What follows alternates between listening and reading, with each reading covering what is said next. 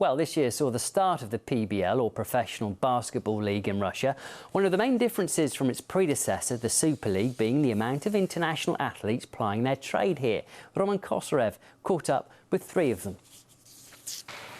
American Trajan Langdon is no stranger to titles, and here are just a few from his 6-year tenure at Moscow CSKA.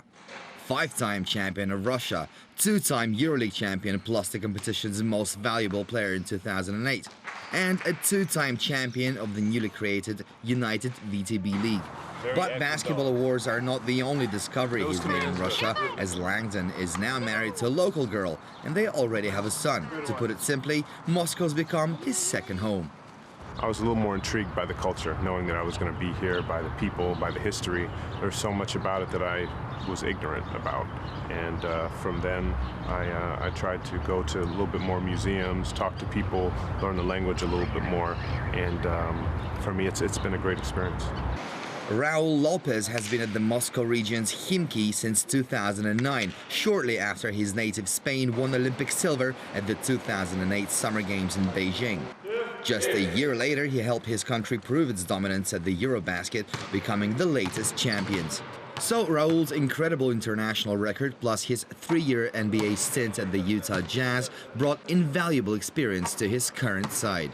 Before, it was more like CSKA and the rest of the teams are with potential, but not like now. I feel like this league is like intense, and every night you play against other teams, they have great players. Australia's Nevill is probably one of the most exotic imports to the Russian Professional Basketball League. Though he's already tried his luck in the United States and returned to Melbourne, this move to Russia meant he wants to make his way back to the highest level of the game. His current side, Triumph from the Moscow region, are not having the best of seasons at the moment. But it's still a work in progress as Nevill is brought up to speed with the European style of the game. I think America was a little bit more similar to Russia than Australia was. Australia was, different as in this is the game style and how you play, how the system runs here. Here in Russia, there's a lot of pick and rolls. In Europe, a lot of screens, and the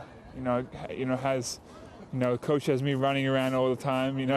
Russian basketball went through a massive overhaul over the last season and is just starting to climb out of a slump.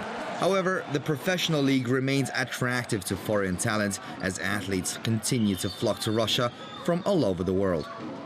Roman Kosarev, RT, Moscow.